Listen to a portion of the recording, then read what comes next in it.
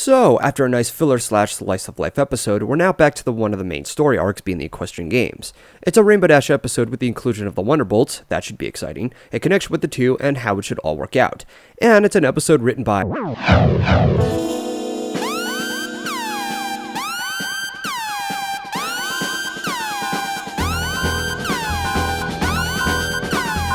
Corey Powell.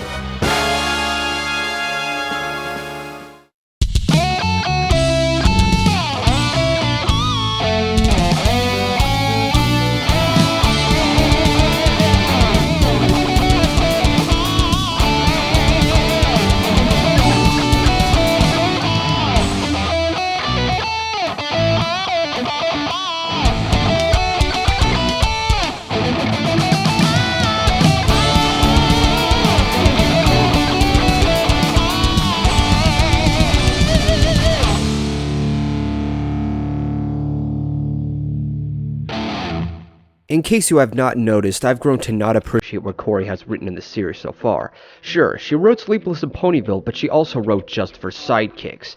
For those who don't know, I hated that episode because the story was completely unfair to Spike, and yet everyone bought into the idea thinking that Spike got what he deserved because he wasn't a good caregiver. He was taking blame in something that didn't even exist. I don't want to get too far off topic of that atrocity though. Yeah, there are a few episodes that get under my skin, and this was no exception. So with that all said and done, her episode Rainbow Falls just wasn't very good. And I'm not harping on her because of one episode I hated. There were good intentions on this episode, and it would have been done better, but it has a huge problem shoved right up its ass throughout the story. Dash recruits 2 members with her to assemble a team to participate for the tryouts in the Equestrian Games.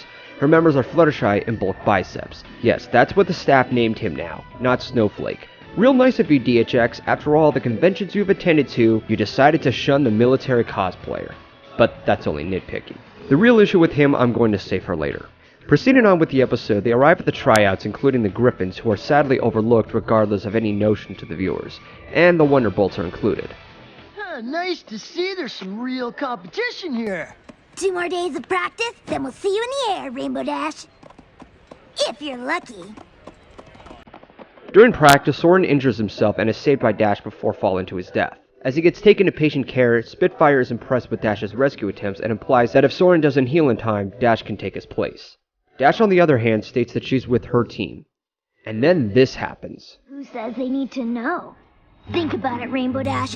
This is your chance to fly with the winners. Wow. Just wow. This is the biggest issue that I have with the entire episode. The Wonderbolts are poorly portrayed as antagonists here.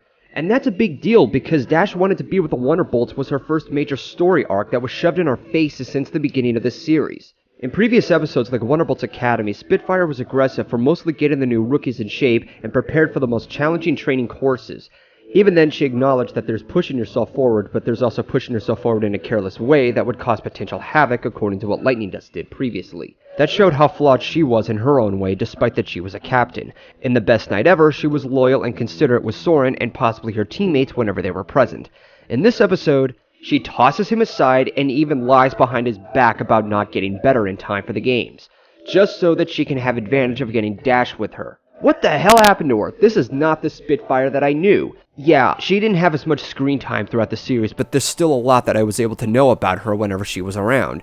She was prideful and tomboyish, but she was collective and respectful. It's like she's completely decided to become selfish. I can get that some would perceive her as a mirror to Dash's pride issues and so-called developed Spitfire in the long run. Except that's what Lightning Dust established in Wonderbolts Academy. So it's like repeating the same lesson with Spitfire. I know that there are times when characters are out of place, even in episodes that I liked, but this was a slap to the face of what Dash's original motives were.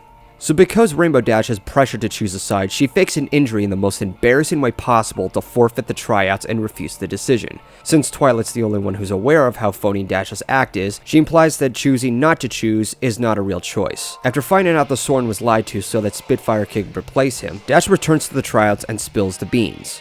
I faked my injury so that I wouldn't have to choose between flying for Ponyville or Cloudsdale. I wanted to fly with you both, and the decision was too hard. Oh, Rainbow Dash, you don't have to choose us. I know you love to win, and you should go with the team that surely will. Soren tags along with, as Spitfire recruits him back after admitting her faults and he easily forgives her.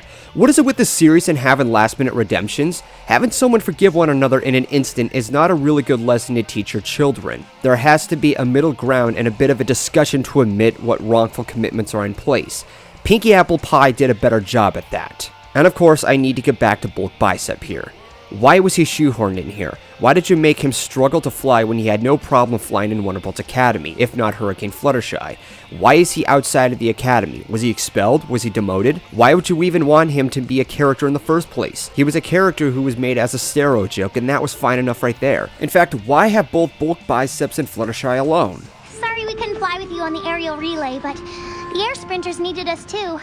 Too bad we can only compete in one event. Bullshit. There's a bunch of other Pegasi to choose from. Furthermore, you'll spend more effort to expand on him than side characters like Peach Bottom, Miss Harshwinning, Coco, and even Diamond Tiara, who you chucked her potential out the window of. Needless to say, this was a very frustrating episode for me to appreciate. On the other hand, there are things worth giving credit for. I admire the episode's ambition to what they tried having Dash confronted with, and in the end, it does end on a strong note that even though Dash will be competing with the Wonderbolts, Spitfire carries a bit of a sporty attitude by handing Dash her badge to provide respectful wishes, which is what she also had in Wonderbolt's Academy. It's also nice to consider that Twilight's active on this episode, unlike the previous episodes. I at least hope the Wonderbolts become a lot more fair and more likable later on. So far, I don't like what the staff did to them.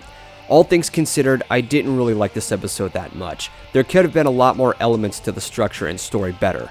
At the very least, it's not just for sidekicks. I still think that episode was awful in comparison. But so far, Rainbow Falls is my least favorite episode of the season. So until next time, Corey, you're better than this. Also, Derpy doesn't make the episode better.